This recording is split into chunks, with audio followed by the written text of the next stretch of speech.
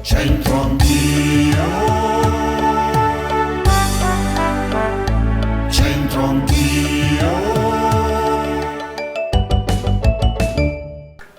Nuova puntata di C'entro Anch'io speciale. C'era una volta le persone un po' su di età, quelle un po' anzianelle, che le siamo portate in trasmissione per rendere il programma più credibile.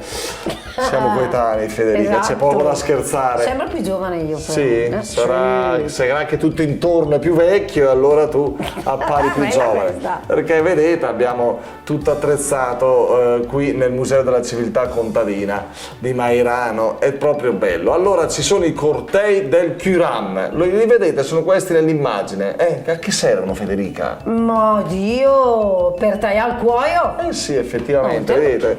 Si tagliava forma in mezzaluna. Si tagliava il cuoio insomma, servivano appunto a questo scopo e poi col cuoio si costruivano, si facevano calzature, cinture, sì. Tutto quello che serviva, i cortei del Curam. Curam. Bene, adesso Fede, vediamo un po' se sono esperti. Gli amici che abbiamo beccato a spasso, vediamo quanto ne sanno.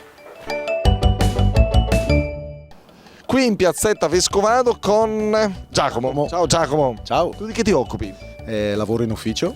Molto bene, qui a Brescia, sei bresciano? Sì, sono di Brescia. Senti Giacomo, guardando questa immagine, insomma è un attrezzo che veniva utilizzato parecchi annetti fa, insomma, nelle nostre campagne dai nostri nonni. Che cosa può essere, così guardandolo? Cioè, stecat o felepa, anzitutto? Qual è il nome giusto secondo te? Stecat o felepa o tacchette? A me viene in mente Filippo sì, perché ho sentito solo quello. Non ti chiediamo dove l'hai sentito quello. Potrebbe avere altre accezioni. Comunque sì, è la felepa. Sì, è tipo una fibbia, esatto, perché praticamente vedi era questo filo di ferro piegato con uncino e fessura, vedi? Sì. L'uncino per attaccarlo alla cintura dei pantaloni e la fessura per attaccare la lama della roncola, esatto. Il podet, vedi? Esatto, sì. Ecco. Allora adesso nel dirmelo sì mi è venuto in mente. Lo steccato invece non c'entra nulla, steccato perché lo steccato... Tu ce l'hai questa tacchetta, vediamo? No, non si usa proprio più. Se Giacomo non ce l'hai perché non si usa. Non lo uso. Anche il podetto. Va bene, grazie. Grazie a voi, grazie. Che c'è da ridere? Ti fa ridere Pudetto? No! Sì!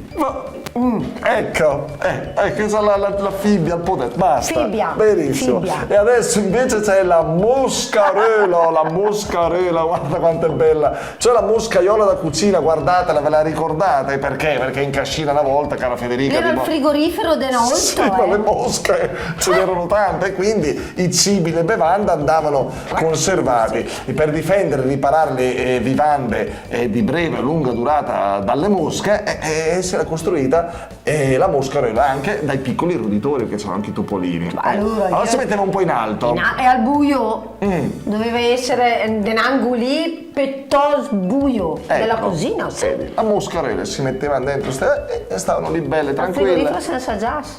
No, per quello c'è anche la giassera, magari la racconteremo in un'altra puntata. Questa era la moscarella. Bene, chiudiamo allora anche questa puntata di C'entro Anch'io c'era una volta. Alla prossima, ciao Fede, grazie. Ciao caro. Ciao a tutti, alla prossima. C'entro anch'io.